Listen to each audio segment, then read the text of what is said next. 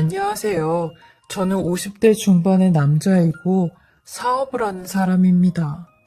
남자로 태어났음 월급을 받는 사람이 아니라 월급을 주는 사람으로 살아봐야 한다는 저희 아버지의 말씀에 어려서부터 공부 대신 사업 쪽으로 눈을 돌렸어요. 어렸을 때 친구들은 사탕을 사 먹을 때 저는 그 사탕을 팔 생각을 했으니 커서도 뭘 팔아 돈을 벌고 싶다는 생각이 들었어요. 그렇게 시작한 사업은 점차 하나둘씩 늘어나게 되었고 지금은 자리가 잘 잡힌 상태예요. 제가 아이들에 관한 사업을 하고 있는데 애기들 옷도 팔고 장난감도 팔고 용품도 팔곤 해요. 그리고 몇 년 전부터 키즈 카페를 몇 군데에서 운영하고 있습니다. 정작 이 사업을 하면서 저는 자식이 없어요. 저희 아내가 불임이거든요. 아내는 아이에 대한 욕심이 그렇게 많이 없었기에 되려 무덤덤했는데 전 속상하더라고요. 제가 워낙 아이들을 좋아했는데 이 세상에 날 닮은 자식 하나 없다는 사실이 좀 속상하긴 했어요. 하지만 아내랑 둘이 잘 살아보자 생각을 했죠. 저희 아내 워낙 처갓집에서도 애지중지하며 큰 사람이었기에 곱상했어요. 그리고 저랑 결혼 생활할 때도 말 한마디 막 해본 적 없는 조신한 사람이었죠. 제가 30대 초반부터 사업이 조금씩 잘 되기 시작하니 주변에 괜찮은 여자를 소개시켜주겠다고 하는 분들이 많았어요. 특히나 본인 딸들 소개를 해주며 한번 만나보라고 하셨죠. 20대 후반까지는 장가갈 생각도 안 했고 여자도 안 만나고 돈 버느랴 정신이 없었기에 결혼은 관심 밖이었어요. 근데 주변 친구들이 하나둘씩 장가를 가기 시작하고 아이까지 낳고 키우는 모습에 어느 순간 저도 외롭다는 생각이 들었죠. 그러던 찰나 저와 잘 알고 지내던 여사님이 한 분 계셨는데 특히 그 여사님이 굉장히 적극적으로 선자리를 주선하셨어요. 기택 씨는 장가 안 가? 장가 갈 나이 다 됐잖아. 내가 정말 잘 아는 차만 아가씨가 한 명 있거든. 이제 대학도 갓 졸업한 아무것도 모르는 아가씨야. 여대 나와서 피아노 전공했는데 남자도 한번 안 사귀어 본 순수한 여자라니까. 어때? 소개 한번 받아볼래? 하며 저를 볼 때마다 그 얘기를 하셨고 매번 그 아가씨에 대한 이야기가 거의 절반이었어요. 하도 그러시길래 결국 한번 만나보겠다고 했어요. 좀 너무할 정도로 만나보라고 하셔서 마지못해 만나게 되었습니다. 만나야지만 이 이야기가 끝이 날 것 같았거든요. 그리고 제가 이 만남을 꺼렸던 것도 이 여자분이랑 나이 차이가 7살 차이나 났어요. 너무 어리면 제가 부담스러워 매번 거절을 했던 거였죠. 그렇게 전 선자리에 나갔고 거기서 알게 된 사실이 이 여성분의 어머니가 그 여사님이었던 겁니다. 이러니 본인 딸 소개 한번 받아보라고 그렇게 푸시를 했던 거였죠. 저는 여자도 잘 몰랐고 연애하는 것도 잘 몰랐기에 쑥맥처럼 상대방을 대했어요. 이날 이때까지 연애를 한 번도 안 해봤기에 어떻게 해야 하는지 잘 몰랐죠. 하지만 그거 하나는 장담을 할 수 있었어요. 사랑하는 사람이 생긴다면 정말 헌신을 다할 거라는 걸요. 근데 이분도 저의 이런 순수한 모습을 굉장히 좋아해 주셨고 저 또한 이분의 참한 모습이 마음에 들었습니다. 그래서 1년 정도 좋은 만남을 갖고 난 뒤 결혼까지 하게 되었죠. 저희 아내는 모든 걸 다 저한테 맞춰주는 사람이었어요. 착하기도 너무 착했고 일단 조용조용하고 성격 자체가 사근사근한 성격이었죠. 제가 사업을 하면서도 옆에서 스트레스 받지 않게 많이 도와준 사람입니다. 저 또한 이런 아내를 위해 아내가 하고 싶어하는 것들은 다 해주려고 노력을 했어요. 저희 아내 대학 졸업하자마자 저랑 결혼을 했으니 해보지 못한 것들이 더 많은 사람이었죠. 그래서 저도 아내에게 자기야 피아노 계속 치고 싶으면 말해. 내가 언제든지 자기 뒷바라지 해줄게. 라고 하니, 여보, 저는 건반이라면 질색이에요. 초등학생 때부터 엄마 성화에 못 이겨 피아노 친 건데, 이제는 치기 싫어요, 여보. 저는 그냥 우리 여보 내조하면서 사는 게 저랑 제일 잘 맞는 것 같아요. 하며 평생 집안일만 했죠. 그래도 저희 부부, 비록 아이는 없지만 사이는 좋았습니다. 어딜 나가도 인꼬부부라는 꼬리표가 붙었고, 부부 모임을 나가도 저희 부부가 제일 사이가 좋아 친구들이나 사업을 하는 사장님들 사이에서도 유명했거든요. 특히나 사업하는 사장님들 사이에선 저희 아내 칭찬이 잦아있었는데요. 제 성격이 워낙 주변 사람들에게 잘 베풀고 아는 사람이 힘들다고 하면 다 도와주는 성격이에요. 그러니 보는 사람들은 저한테 속도 없다고 답답하다고 하죠. 근데 사실 제가 이렇게 도와주는 이유가 있어요. 저는 제 사업이 저 혼자만 잘해서 컸다고 생각을 안 하거든요. 그래서 저를 도와주셨던 사람들이 힘들다고 하면 도와드리는 게 인지상정이라고 생각을 했어요. 아내 또한 속마음은 문드러지겠지만 이런 제 모습에 너그럽게 이해를 해주곤 했죠. 그래서 사업하시는 사장님들이 그렇게 부러워하셨어요. 박 사장님 와이프는 바가지 긁는 걸 한 번도 못 봤다며 와이프 잘 둔지 알라고 하셨죠. 근데 이런 저에게도 시련이 찾아오고야 말았습니다. 6년 전 제 나이 40대 후반에 가남 2기라는 청천벽력 같은 선고를 받게 되었어요. 당시 의사 선생님한테 그 말을 듣는데 무슨 꿈을 꾸는 것 같았죠. 헛웃음까지 나며 기가 막혔지만 선고를 받고 집에 돌아오는 길에 하염없이 눈물이 났네요. 겨우 40대 후반에 암 환자라니. 병원에선 절제 수술을 받고 몸 관리 잘하면 재발 없이 완치 판정을 받을 수 있다고 하는데 그 말은 귀에도 안 들려왔어요. 사업을 하면서 잦은 술자리가 문제였어요. 일주일에 5-6번은 술을 마시고 다녔으니 몸 관리를 제대로 하지 않았던 게 이렇게 간암으로 돌아오게 된 거죠. 다른 것보다 제일 걱정이었던 건 아내였어요. 아내에게 어떻게 말을 해야 할지가 가장 큰 걱정이었어요. 그렇게 집에 돌아가 어렵사리 간암이라는 말을 꺼냈고 그 말을 들은 아내는 오열을 하는데 저한테 미안하다는 말만 연신 내뱉으며 본인이 관리를 제대로 안 해주어서 당신이 이런 병에 걸린 것 같다고 자기를 원망하라고 내가 죄인이라고 하는데 그 말이 저를 더욱 가슴 아프게 만들었죠. 아내는 제 손을 꼭 붙잡으며 여보, 당신 이겨낼 수 있어요. 당신 여태까지 이런 험난한 바닥에서도 잡초처럼 이겨냈는데 이런 암 하나쯤은 무조건 이겨낼 수 있어요. 라며 저와 함께 병원에 가고 제 옆에서 모든 수발을 다 들어주었죠. 그렇게 전 3.2cm의 절제 수술을 받았고 정말 다행히 전이는 없어 별도 항암 치료도 하지 않았어요. 그리고 복부 CT 결과도 괜찮다고 하여 수술이 잘 되었다고 하더라고요. 정말 건강하다는 게 이렇게 소중한 일인 줄 몰랐어요.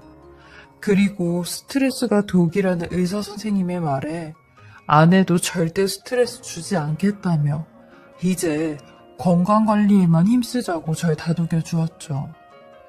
근데 왜 안 좋은 일은 한꺼번에 닥친다고 하잖아요. 이런 제게 또 한 번의 시련이 찾아오고야 말았습니다. 바로 저와 15년 넘게 같이 파트너로 일을 했던 황 사장이란 친구가 제 뒤통수를 치게 된 겁니다. 그것도 제가 암 수술을 받고 회복이 다 안 되었을 때 말이죠. 자그마치 몇십억이나 되는 돈을 갖고 장적을 했는데 법인 회사 돈을 횡령한 겁니다. 이건 단순한 일이 아니라 형사사건에 해당되는 일이었어요. 저는 이 친구를 어떻게든 찾아 다시 돈을 돌려놓으라고 설득을 하려고 했습니다. 저 아플 때도 찾아와 제 손을 잡고 기도를 해준 친구였거든요. 무슨 이유가 있다고 생각을 했습니다. 절대 그럴 친구가 아니었어요. 그래서 이 친구 아내에게 연락을 했는데 세상에 몇 개월 전에 이혼을 했다고 하는 겁니다. 저보고 몰랐냐고 하는데 와, 정말 15년 동안 믿어왔던 사람에게 받는 배신이란 말도 못했어요. 전 이 일로 스트레스를 안 받을 수가 없었고 점점 더 건강이 악화되기 시작했습니다. 저희 아내는 그런 절 보며 마음 아파했고 생전 해본 적도 없던 욕을 하기 시작했어요. 저도 이런 아내의 모습을 처음 봤거든요.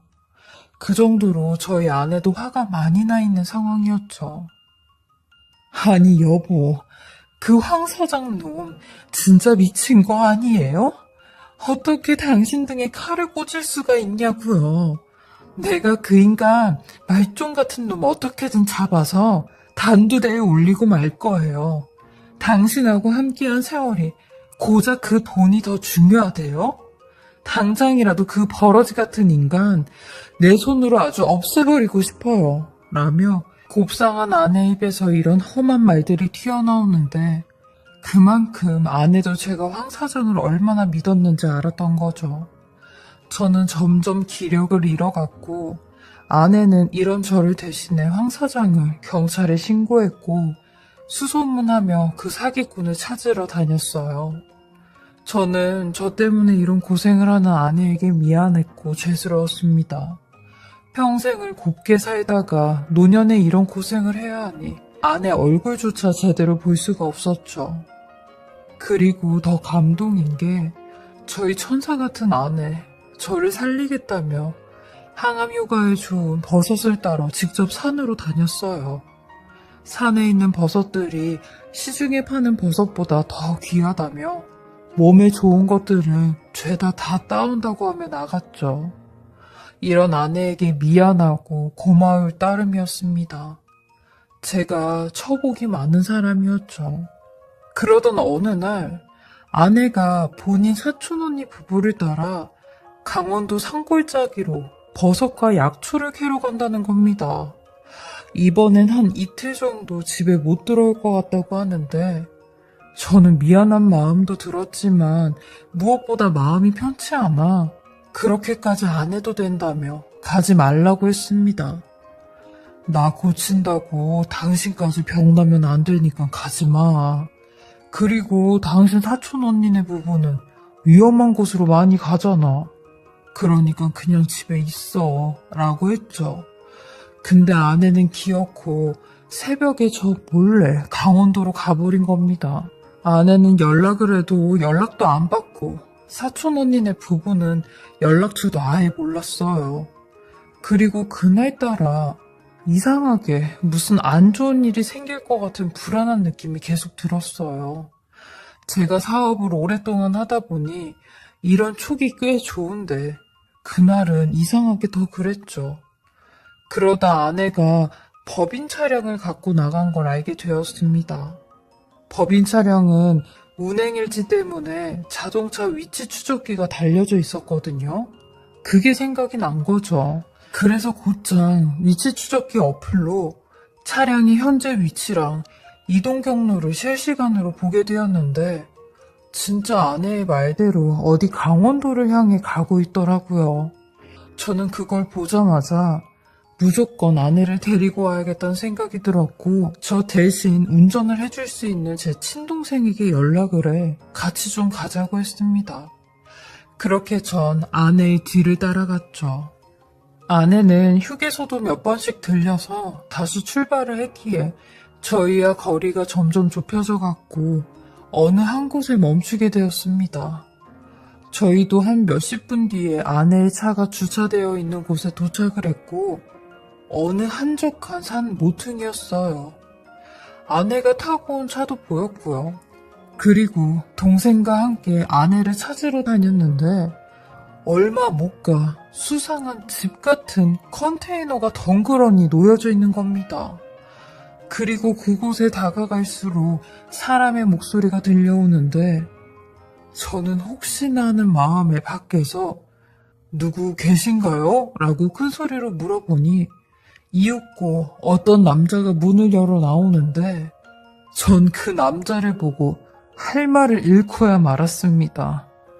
그 사람은 바로 저를 배신하고 자취를 감춘 황 사장이었으니까요. 그리고 곧이어 집안에서 자기야 누구? 라고 하는데 그 목소리 아주 익숙한 여자의 목소리였습니다. 제 아내였거든요. 저는 아내의 목소리를 듣자마자 황 사장을 밀치고 컨테이너 안으로 들어갔는데 잠옷바람으로 있는 아내를 보게 되었어요. 그 모습에 저는 완전히 정신이 나갔고 손에 잡히는 대로 물건을 집어던지며 니들 지금 여기서 뭐하고 있는 거냐? 왜 니네 둘이 같이 있는 거냐고 라며 소리를 질렀어요. 그러니 황 사장이 제 앞으로 뛰어오더니만 무릎을 꿇고 머리를 바닥에 박으며 박 사장 이거 다 오해네 오해. 다 당신 와이프가 나를 이 산에서 발견한 거야.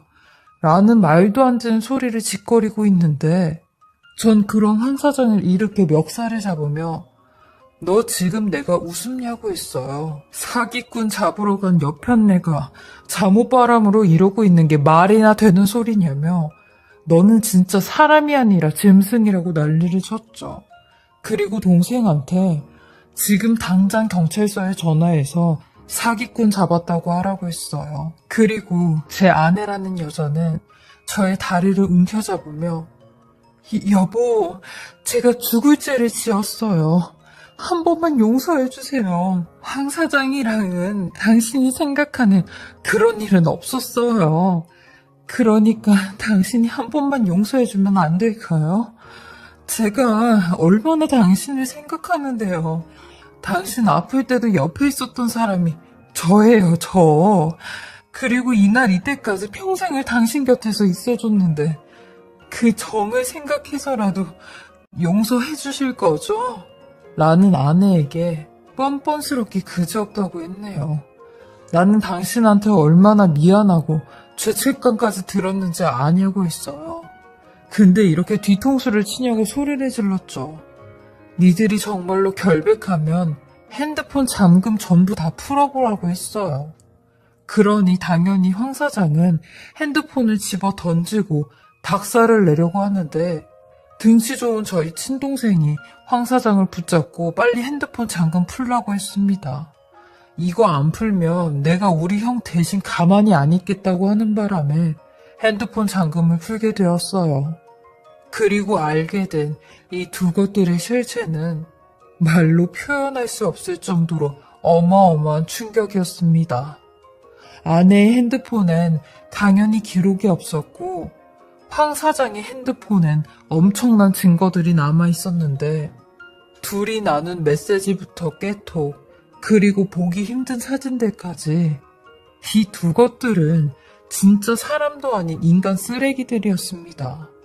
알고 보니 이 두 것들은 아주 오래전부터 그렇고 그런 사이였어요. 그리고 제가 가난 판정을 받자마자 축하 파티를 열자고 했던 쓰레기들이었죠. 근데 제가 수술이 잘 되고 회복도 빠르니 제 아내라는 여자는 저 인간 진짜 목숨도 즐겨. 아우 빨리 하늘나라 가야 내가 저 인간 돈으로 우리 은섭 씨랑 행복하게 살 텐데 라고 한 여자였어요. 그러다 병원에서 스트레스를 받으면 암이 재발된다는 의사 선생님의 말에 이런 사기를 모색한 거였습니다. 15년 넘게 알고 지낸 사업 파트너가 사기를 치고 잠적을 해버린다면 제가 받는 스트레스가 어마어마할 테니 이만한 스트레스도 없을 거라며 제 아내가 더 앞장서서 이 일을 추진했더라고요. 그리고 심지어 이 산속에 컨테이너까지 마련을 해주며 제가 이 세상 떠날 때까지만 여기 잠자코 지내라고 했는데 저는 이 모든 것들을 보고 주저앉아버렸고 이를 악물며 황 사장의 핸드폰을 바닥으로 내리쳤어요. 거의 이성을 잃기 일보 직전이었죠. 그리고 나서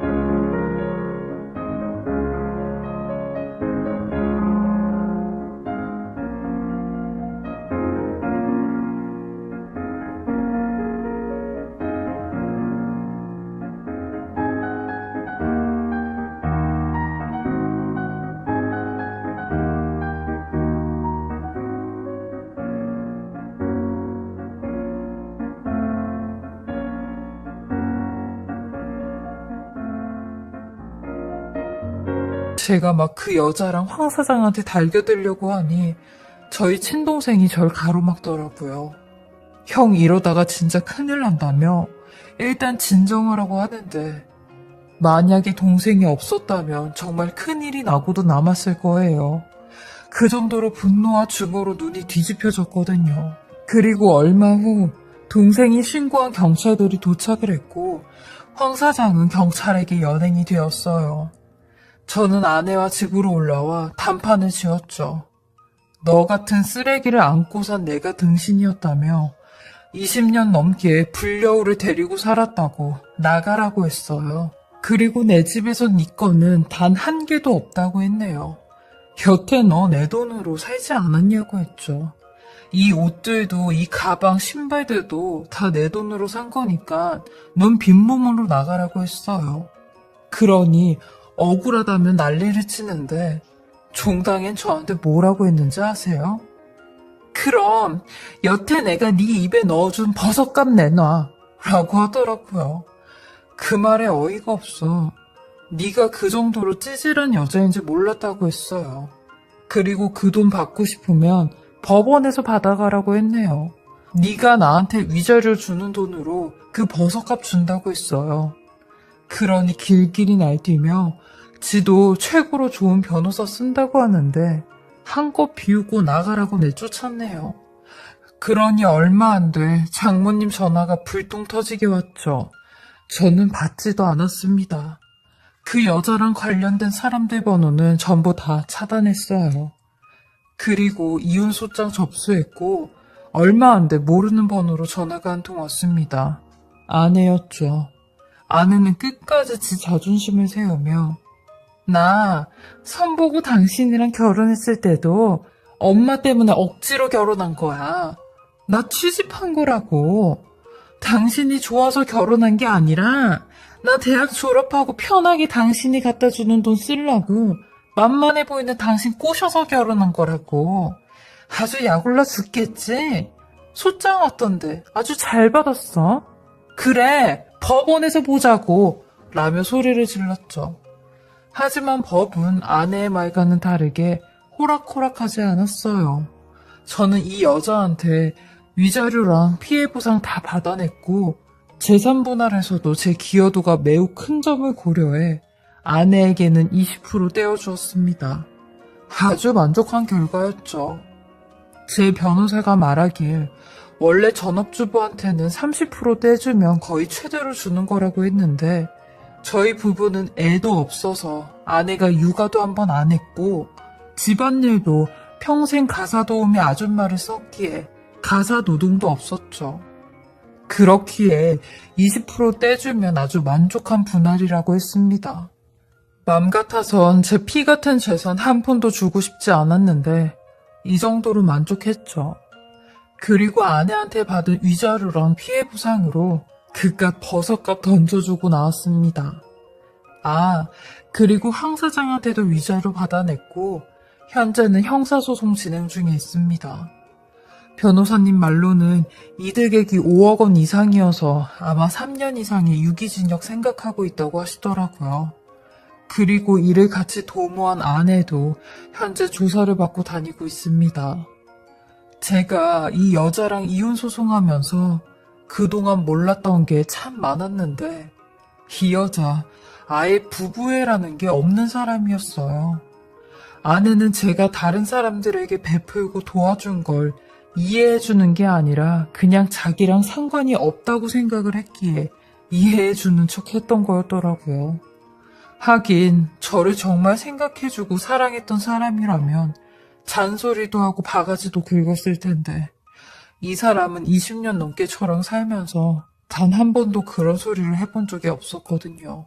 이제 형사소송 하나 남았는데 그 소송도 열심히 임하려고 합니다. 사실 몸이 많이 힘들긴 하지만 소송이건 사업이건 제 목숨 닿는 데까지 열심히 해보려고 해요. 그리고 제 재산도 어린이 재단에 전부 다 기부를 하려고 합니다. 어차피 물려줄 자식도 없고 마누라도 없으니 제 평생을 바친 아이들을 위해 쓰려고 마음먹고 있어요. 가장 힘없고 약한 존재일수록 더 지켜줘야 된다는 생각을 하고 있거든요. 그때까지 뭐든 열심히 해봐야지요. 저는 항상 제 인생이 꽃길만 가득할 줄 알았는데 암에 걸리고 믿었던 사람들한테 배신을 당하는 일을 겪으니 행복했었던 지난 세월들이 그리워지는 요즘입니다.